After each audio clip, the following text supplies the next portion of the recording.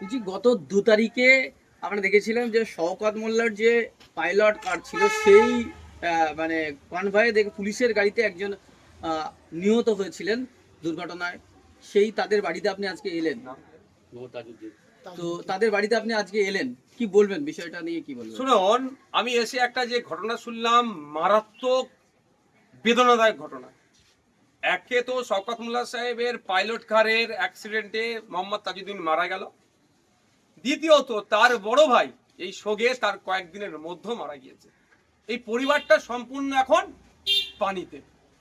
শওকত সাহেব যে কনভয় নিয়ে ঘুরছিলেন সেটা আপনার রেজিস্ট্রেশন সব ফেল, মানে কাটা এতে দেওয়ার দরকার।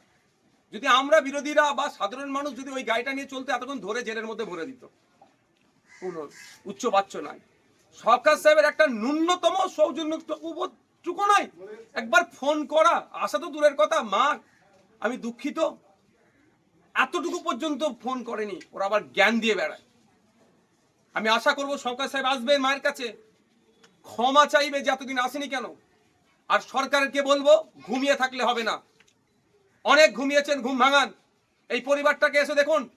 আমি জানতাম দুটো মেয়ে দুটো ছেলে, না দুটো ছেলে একটি মেয়ে আছে, বাড়িতে মা আছে, বাড়িতে স্ত্রী আছে, বাড়িতে একটা বড় বোন আছে, তার অপারেশন আছে। এই এই অবস্থায় পুরো বাড়িটা আজকে পানিতে অর্থাৎ ধ্বংস হতে চলেছে। সরকারের কাছে অনুরোধ করব, আপনার ব্যর্থতার জন্য আপনার ফিটনেস ফেল গাড়ি চালাচ্ছিল, যেটা কাটায় যাওয়ার কথা সেই গাড়ি চলছিল, রং রুটে এসে ছেলেটিকে তাজউদ্দিন কাজে যাচ্ছিল, তাকে খুন করলো। সরকারের উচিত ক্ষতিপূরণ দেওয়া, পরিবারকে একটা সরকারি চাকরির ব্যবস্থা করা। সরকার যদি মনে করে এই সংখ্যালঘুদেরকে শুধু ক্যাপটিভ ভোট ব্যাংক হিসাবে রাখবো, এর জবাব কিন্তু আগামী দিনে আমরা দেবো। ছেড়ে কথা বলবো না। সরকারের উচিত পাশে দাঁড়ানো, এই পরিবারটাকে ধ্বংসের হাত থেকে বাঁচানো।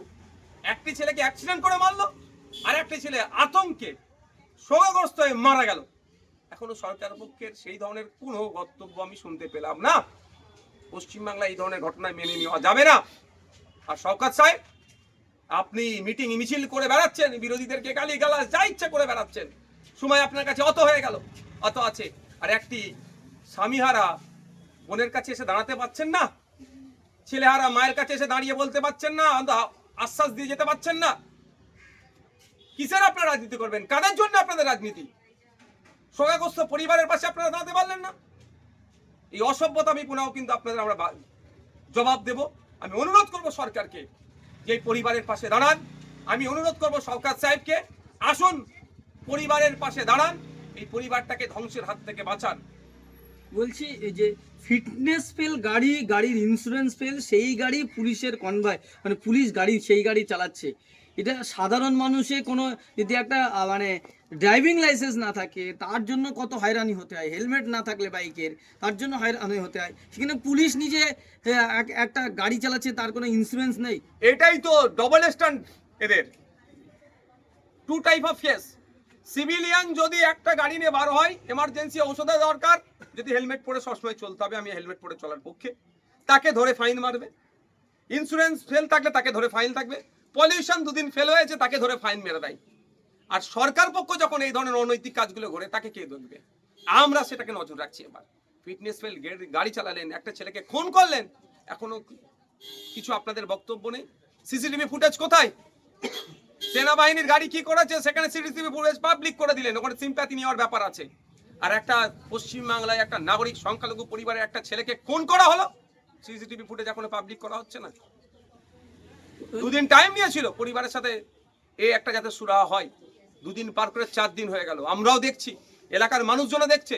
যার রাজনৈতিক পর্যায়ে রাজনীতি থাকবে, যাকে যার ভালো লাগবে পার্টি করবে, যাকে যার ভালো লাগবে ভোট দেবে, কিন্তু পাড়ার মহল্লার এই পরিবারটাকে ধ্বংস হতে এরা দেবে না।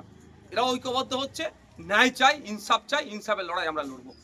বলছি এই ঘটনার এতদিন হয়ে গেল, আজকে 9 তারিখ, এতদিন হয়ে গেল এখনো পর্যন্ত যে বিধায়কের কনভয়ের সঙ্গে এই ঘটনা ঘটেছে সেই বিধায়ক একজন সৌজন্যমূলক দেখাও করলেন না। এবং সেই ঘটনায় আপনি যেমন বললেন, পরিবারের লোকজনও বলছেন সেই ঘটনা সুগ্রস্ত হয়ে একেবারে আরো একজন ভাই মারা গেছেন, বড় ভাই মারা গেছেন, কিন্তু সেই বিধায়ক শওকত মোল্লা তার কোনো দেখা নেই। ন্যূনতম সৌজন্যতা থাকলে না, অন্তত একবার প্রথম ফোন করা দরকার যে আমি ব্যস্ততার জন্য মা আসতে পারছি না, আমি আসবো। সেই লজ্জাটুকু নেই। এদের রাজনৈতিক কার্যক্রম চালানোর জন্য রাস্তা বন্ধ করে দিয়ে প্রোগ্রাম করবে, সব ঠিক আছে, এই নাটক করবে, সব ঠিক আছে, কিন্তু অনুতপ্ত হয়ে পরিবারের পাশে এসে দাঁড়ানোর দরকার ছিল, সেটা হয়নি। এরা আবার সমাজ ব্যবস্থাকে এগিয়ে নিয়ে যাবে। এদের হাতে আমরা বাংলাকে তুলে দিয়েছি। আমরা ভাবছি আমরা কোন জায়গায় আছি। আমি আবারও বলছি, এই বিষয়টাকে আমরা ছেড়ে কথা বলবো না, পরিবারটাকে আমরা ধ্বংস হতে দেবো না। সরকারকে দায়িত্ব নিতে হবে। 3টে ছেলে আছে, মেয়ে আছে, দুটি ছেলে একটি মেয়ে আছে, পড়াশোনার দায়িত্ব নিতে হবে সরকারকে। সরকারি ক্ষতিপূরণ কম করে, মৃতের কোনো লাশের দামাদামি করছি না, কিন্তু ন্যূনতম 20 লক্ষ টাকার ব্যবস্থা করতে হবে এবং একটা সরকারি চাকরির ব্যবস্থা করতে হবে, তাহলে পরিবারটি বাঁচবে। ঘরের অবস্থা একেবারে শোচনীয়। আপনি যে কোনো সময় বড় দুর্ঘটনা ঘটতে পারে। বাকি যেগুলো আছে সেইগুলো হয়তো এই বাড়ি চাপা পড়ে, আমি আর বলছি ওই শব্দটা মুখে আনছি না,